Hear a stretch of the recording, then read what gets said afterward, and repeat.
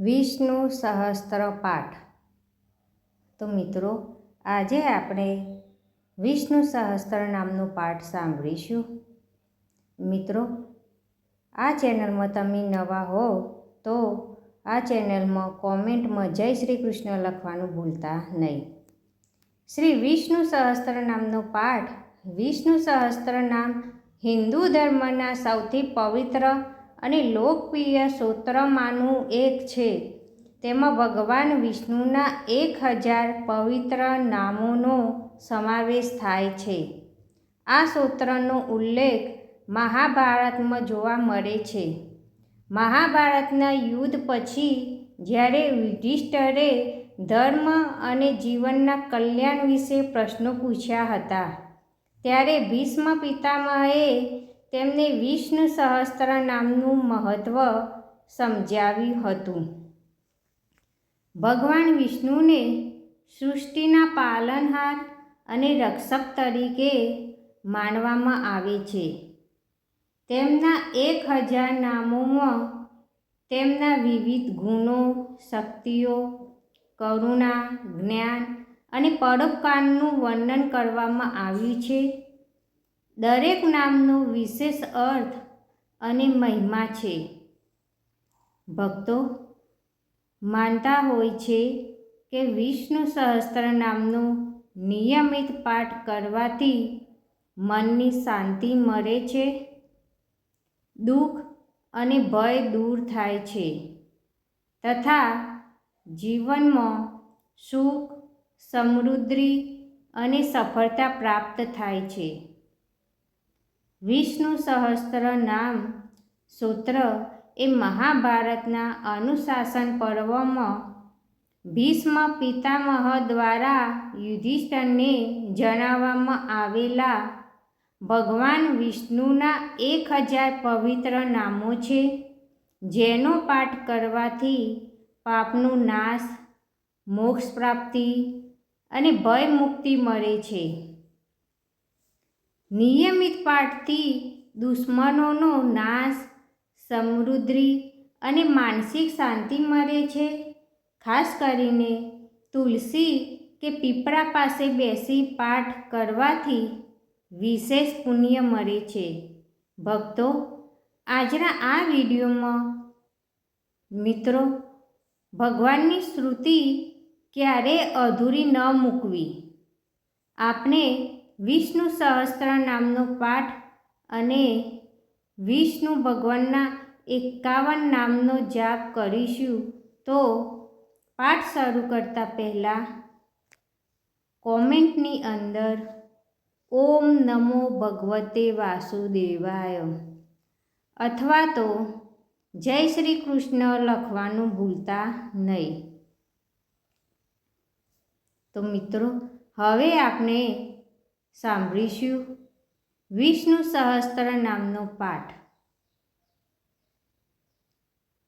વિષ્ણુ સહસ્ત્ર નામનો પાઠ આ રીતે છે। અંત વિનાના હજારો સ્વરૂપોવાળા, હજારો ચરણોવાળા, હજારો મસ્તકવાળા અને હજારો સાર્થક અને બાહુવાળા પરમાત્માને નમસ્કાર હો। હજારો નામવાળા અને હજારો કોટી યુગને ધારણ કરનાર એવા શાશ્વત બ્રહ્મ પુરુષને નમસ્કાર હો। જેની નાભિમાં કમળ છે એવા ભગવાન વિષ્ણુને નમસ્કાર હો। જન્મ શયન કરનાર શ્રી વિષ્ણુ ભગવાનને નમસ્કાર હો। હે કેશવ, હે અનંત, આપને નમસ્કાર હો। હે વાસુદેવ, આપને નમસ્કાર હો। હે વાસુદેવ, આપની વાસનાથી વ્યાપકતાથી ત્રણેય લોક વાસનાવાળા વ્યાપત થયા છે અને સર્વ પ્રાણી પદાર્થના આપ નિવાસ સ્થાન રૂપ એવા હે વાસુદેવ, આપને નમસ્કાર હો।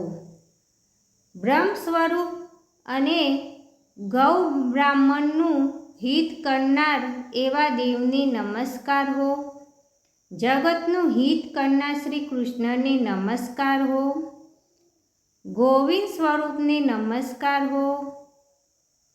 જેમ આકાશમાંથી પૃથ્વી પર પડેલું પાણી સમુદ્રમાં જાય છે, તેમ બધા દેવોને કરેલા નમસ્કાર ભગવાન કેશવ પ્રતિ જાય છે. જેમાં શ્રી હરિનું ભજન પૂજન થાય છે, એવા આ માર્ગ નિકંટક છે. અને શ્રી હરિના ભજન પૂજન વિનાના માર્ગને કુમાર્ગ જાણવો. બધા વેદો જાણવાથી જે પુણ્ય થાય છે અને સર્વ તીર્થયાત્રાથી જે ફળ મળે છે, તે સમગ્ર ફળ દુષ્ટોનો નાશ કરનાર શ્રી વિષ્ણુ ભગવાનની સ્તુતિ શ્રદ્ધાપૂર્વક કરવાથી મળે છે. જે મનુષ્ય શ્રી હરિના મંદિરમાં નિત્ય 3 વાર પ્રભાત, મધ્યાહન અને સાયંકાળ 2 કે 1 વાર પણ આ વિષ્ણુ સહસ્ત્રનો પાઠ કરે છે, તેના સર્વ પાપ કર્મો નાશ પામે છે. જે મનુષ્ય આ સ્તોત્રપત્રનો પાઠ ભાવ ભક્તિથી કરે છે, તેના શત્રુઓ બળી જાય છે, તેના ઉપસર્વ ગ્રહો શાંત રહે છે અને તેના સર્વ પાપ વિનાશ પામે છે.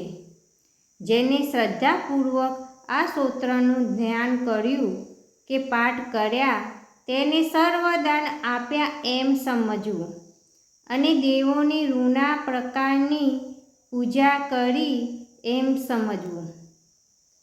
ભગવાન વિષ્ણુ કહે છે, જે મનુષ્ય દરેક બારસના દિવસે મારી સમીપ આ સહસ્ત્ર નામનો પાઠ કરે છે, તેને આ લોક કે પરલોકમાં કોઈ પણ ઠેકાણે ભય રહેતો નથી અને તેના કરોડો કલ્પના પાપ ધીમે ધીમે બળી જાય છે.